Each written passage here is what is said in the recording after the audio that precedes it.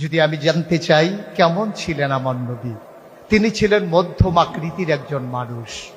তিনি না ছিলেন লম্বা, না ছিলেন খাটো।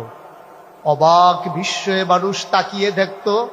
লক্ষ মানুষের মাঝে তিনি যখন দাঁড়াতেন, হাজার হাজার লম্বা মানুষের মাঝেও এই মাঝারি আকৃতির মানুষটি যখন দাঁড়াতেন, অবাক বিস্ময়ে মানুষ তাকিয়ে দেখত। সবার উপরে তার মাথা মোবারক দেখা যায়। সবাইকে পেছনে ফেলে, সবাইকে নিচে ফেলে তার মাথা মুবারক সবার উপরে দেখা যায়। তার চুলগুলো ছিল হালকা হালকা কোঁকড়ানো। তৈল দিয়ে কখনো বা চুলগুলো যখন আঁচড়াতেন, অবাক বিস্ময়ে মানুষ তাকিয়ে দেখত। মনে হতো চুলের মাঝে যেন মৃদুমন্দ ঢেউ দেখা যায়। কপাল ছিল তার চওড়া, ভ্রুগুলো ছিল তার জোড়া ভ্রু। তার চোখের পাতাগুলো ছিল গোলাপি রঙের, এক একটা পাপড়ির মতো। কখনো বা যখন তিনি চোখের পলক ফেলতেন, অবাক বিস্ময়ে মানুষ তাকিয়ে দেখত।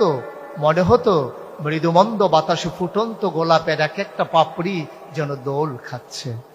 তার চোখের সাদা অংশ ছিল রক্তিমাভ সাদা, কালো অংশ ছিল তার কৃষ্ণ কালো।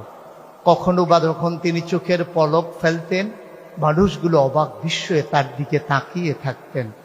তার নাক ছিল খাড়া, নাকের ছিদ্রগুলো ছিল ছোট ছোট, আর ঠোঁটগুলো ছিল তার গোলাপি রঙের।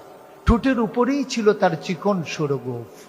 তিনি কখনো বা যখন মুচকি হাসতেন, গোলাপি রঙের ঠোঁটগুলো যখন একটু ক্যাপে উঠত আর ফাঁক হয়ে যেত মৃদু, আর মাঝের দাঁতটা যখন বের হয়ে যেত, অবাক বিস্ময়ে মানুষ তাকিয়ে দেখত। মনে হতো গোটা পৃথিবীতে যেন বিজলি চমকিয়েছে। এ ছিল তার সৌন্দর্যের আধার।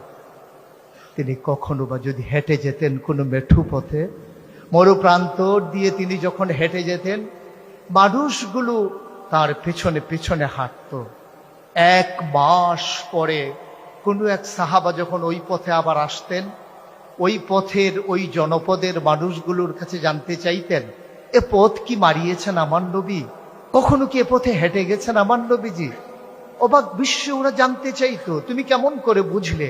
তিনি তো 1 মাস আগে এই পথে হেঁটে গেছেন। সাহাবা চোখের পানি ছেড়ে দিয়ে বলতেন, 1 মাস আগে আমার নবী হেঁটে গেছেন, আজও যেন এই পথে আমার নবীর গায়ের জান্নাতি গন্ধ পাওয়া যাবে।